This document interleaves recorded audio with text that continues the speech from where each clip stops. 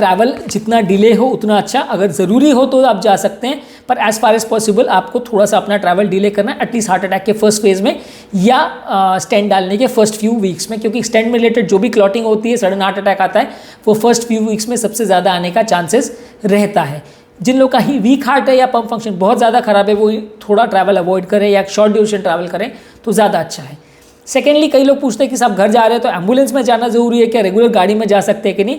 अगर डिस्चार्ज के time patient stable है और इलेक्ट्रिकली स्टेबल है और प्रॉब्लम नहीं है तो डेफिनेटली वो रेगुलर गाड़ी में भी जा सकता है, एम्बुलेंस की ज़रूरत उतनी नहीं है। हाँ, अगर पेशेंट को एक हॉस्पिटल से दूसरे हॉस्पिटल शिफ्ट कर रहे हैं या पेशेंट अनस्टेबल है, इलेक्ट्रिकली अनस्टेबल है, बार बार धड़कन का प्रॉब्लम हो रहा है, तो डेफिनेटली एम्बुलेंस का ज़रूरत पड़ेगा, और एम्बुलेंस भी प्रेफरेबली कार्डियक ही होना चाहिए। रेगुलर एम्बुलेंस जिसमें अगर स्ट्रेचर है और एक पैरामेडिकल पर्सनल है तो आपकी कोई मदद नहीं कर पाएगा, तो उसमें आपको कुछ भी एडवांटेज नहीं मिलेगा। अगर डेफिनेटली आप किसी हॉस्पिटल की तरफ शिफ्ट हो रहे हैं या आपकी कंडीशन अच्छी नहीं है तो वेंटिलेटर वाली एम्बुलेंस और कार्डियक एम्बुलेंस जिसे बोलते हैं, उसमें डिफिब्रिलेशन के फैसिलिटी भी रहता है कि अगर धबकारा अनियमित हो तो इमरजेंसी की मेडिसिन भी दे सके, शॉक दे सके, वेंटिलेट कर सके। ये 3-4 चीज़ उसमें अवेलेबल होनी चाहिए, क्योंकि हार्ट पेशेंट्स का सबसे बड़ा प्रॉब्लम ही ये है कि वो बहुत जल्दी डिटोरिएट करते हैं, और जब डिटोरिएट करते हैं तो उन्हें तात्कालिक सारवार की ज़रूरत रहती है। तो अगर पेशेंट अनस्टेबल है और एक हॉस्पिटल से दूसरे हॉस्पिटल में शिफ्ट हो रहा है तो एम्बुलेंस की ज़रूरत है।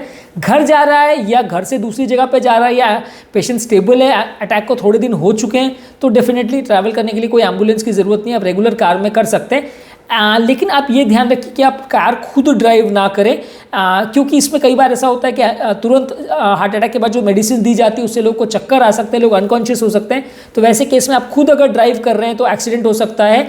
स्कूटर या टू व्हीलर पे भी ड्राइव करना हम लोगों को अवॉइड करने को बोलते हैं, क्योंकि एक्सीडेंट होने का रिस्क बढ़ जाता है। और स्कूटर में सबसे बड़ा प्रॉब्लम ये है कि अगर व्यक्ति अनकॉन्शियस हो जाएगा तो अगर वो पीछे भी बैठ के ड्राइव हो रहा है तो भी वो गिर जाएगा, उसमें एक्सीडेंट होने का चांस ज़्यादा है। तो अगर early days of heart attack में आप ट्रैवल कर रहे हैं तो कार में खुद ड्राइव ना करें, बैक सीट पे आप रहे तो सबसे ज़्यादा सेफ माना जाएगा, कोई दूसरा ड्राइव करे। डेफिनेटली जो थोड़ा सा हेल्थ केयर में कंडीशन को समझने में और आपको कुछ ट्रीटमेंट देने में अगर ट्रेंड हो वैसा आदमी तो अच्छा है। हमने कार्डियोपल्मोनरी रिससिटेशन के बारे में वीडियो किया जो कि आप मेरे चैनल पे देख सकते हैं, उसमें आप घर पर सीपीआर के स्टेप्स को समझ सकते हैं कि अगर किसी को व्यक्ति को सडन कार्डियक अरेस्ट हो जाए तो सीपीआर वगैरह कैसे देना है। तो घर के सारे लोग अगर सीपीआर में ट्रेंड हो तो ज़्यादा अच्छा है। एक इंपॉर्टेंट बात है कि जब भी आप कहीं जा रहे हैं या आप लॉन्ग डिस्टेंस ट्रैवल वगैरह कुछ भी कर रहे हैं तो दवाइयाँ मत भूलिए। कई बार लोगों को कोविड टाइम्स में खासकर ऐसा हुआ कि लोग गांव चले गए, दूर चले गए और लोगों की दवाइयाँ छूट गई।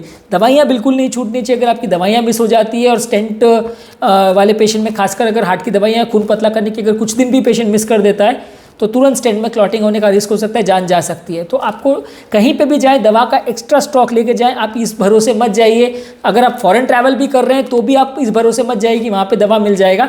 फॉरेन कंट्रीज़ में कई बार रूल्स इतने ज़्यादा स्ट्रिक्ट है कि आप दवा दुकान में पर्चा लेके जाएंगे तो आपको दवाइयाँ नहीं देगा, क्योंकि वहाँ ओवर द काउंटर मेडिसिन पर्चा दिखा के नहीं दी जाती है। इंडिया में रूल्स कंपेरेटिवली लीनियंट है, वहाँ स्ट्रिक्ट रूल्स होते हैं, तो वहाँ लोकल डॉक्टर्स का ही प्रेस्क्रिप्शन पर ही आपको मेडिसिन मिलेगी, नहीं तो नहीं मिलेगी। और कई बार वहाँ प्रॉब्लम ये होती है कि कार्डियोलॉजिस्ट का अपॉइंटमेंट 6-6 महीने तक लोगों को नहीं मिलता है। तो अगर आपको फॉरेन कंट्री में जाके कोई प्रॉब्लम हुई और दवा खत्म हो गई तो आपको डॉक्टर का अपॉइंटमेंट ही नहीं मिलेगा और दवा भी नहीं मिलेगी। तो इसलिए आपको अपनी दवा का एक्स्ट्रा स्टॉक लेके ही जाना है। आपको एटलीस्ट कुछ एक्स्ट्रा दिन का भी दवा ले जाए। इसमें एक सिंपल सा टिप है कि जो मेडिसिन का एक्सपायरी डेट दूर है वैसी मेडिसिन का आप 2-3 महीने का स्टॉक लेके चले जाइए। जितना आप समझ लीजिए 2 महीने के लिए जा रहे हैं तो 3-4 महीने का स्टॉक लेके चले जाइए। तो उसमें ऐसा होगा कि जब भी वहाँ पे आपको रिक्वायरमेंट होगी आपके पास दवा एक्सेस स्टॉक में अवेलेबल होगी। कोई कारण से अगर कोई एक आध किट खराब भी हो गया या मिस भी हो गया तो भी आपके पास कुछ एक्स्ट्रा स्टॉक रहेगा मेडिसिन का। और वापस आके अगर आपके पास सरप्लस होती है और दवा चेंज भी हो जाती है तो आप उसको रिटर्न भी कर सकते हैं, इतना दिक्कत नहीं आएगा। कुछ लोगों को अगर वो ट्रैवल कर रहे हैं फॉरेन कंट्रीज़ वगैरह में तो उनको हेल्थ इंश्योरेंस लेके जाना चाहिए, क्योंकि कई बार क्या है फॉरेन कंट्रीज़ में सडनली अगर किसी को हार्ट अटैक आ गया तो हेल्थ केयर फैसिलिटीज़ वहाँ बहुत कॉस्टली हैं, इजीली एक्सेसिबल भी नहीं होती है। तो ट्रैवल इंश्योरेंस में हेल्थ केयर कवर्ड रहता है, तो वो चीज़ों को आप लेके जाइए, क्योंकि अगर इमरजेंसी सारवार की ज़रूरत पड़ी तो आपको वहाँ पे ट्रैवल इंश्योरेंस की बहुत ज़रूरत पड़ेगी। तो जब भी आप फॉरेन ट्रैवल कर रहे हैं या किसी और कंट्री में जा रहे हैं वहाँ ट्रैवल इंश्योरेंस रखें तो आपके लिए ज़्यादा अच्छा है।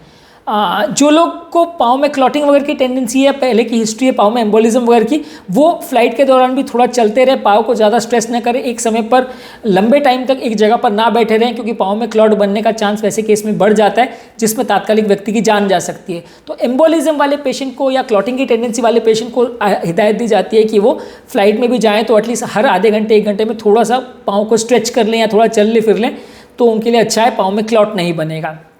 जो लोग को पेसमेकर इम्प्लांटेड है वो लोग को रिकमेंडेड है कि जब भी वो फ्लाइट में मेटल डिटेक्टर से चेकिंग हो रहा है तो वहाँ अपना पेसमेकर का कार्ड दिखा सकते हैं, क्योंकि वो मेटल डिटेक्टर का मेटल मैग्नेट जो है आपके पेसमेकर के करंट कंडक्शन को अफेक्ट कर सकता है, जिससे थोड़ा आपको चक्कर वगैरह आ सकते हैं, सडनली पेसमेकर का काम बंद हो सकता है। तो वहाँ पे आपको आपका पेसमेकर का कार्ड हमेशा साथ रखना है और आप आपके जो भी चेकिंग कर रहा है उसको कार्ड दिखा सकते हैं। एक इंपॉर्टेंट ज़रूरत ये है कि आप जब भी ट्रैवल कर रहे हैं आपका एक हेल्थ आइडेंटिटी कार्ड रखें, जिसमें आपका क्लोज कॉन्टैक्ट का नंबर होना चाहिए, आपके डॉक्टर का नंबर होना चाहिए, आपकी बीमारी का डिटेल्स होना चाहिए, क्योंकि हार्ट पेशेंट कहीं पे भी जाके अगर अनकॉन्शियस हो गया तो लोगों को समझ में नहीं आएगा कि उसको क्यों अनकॉन्शियस हो गया है। तो आसपास खड़े लोग उस समय अगर पॉकेट चेक करें तो उनको वो कार्ड मिल जाएगा या आपके पर्स में वो कार्ड मिल जाएगा, तो वो आपको तात्कालिक ट्रीटमेंट दे सकते हैं, आपके नियर एंड डियर वंस को तुरंत कॉल कर सकते हैं। तो अगर आप कहीं पे भी ट्रैवल कर रहे हैं, खासकर अगर डायबिटिक पेशेंट है जिनको हाइपोग्लाइसीमिया का भी रिस्क है, हार्ट पेशेंट है जिनको धबकारी की प्रॉब्लम का रिस्क है, तो वैसे लोगों को डेफिनेटली अपना travel identity card, health card साथ में रखना चाहिए।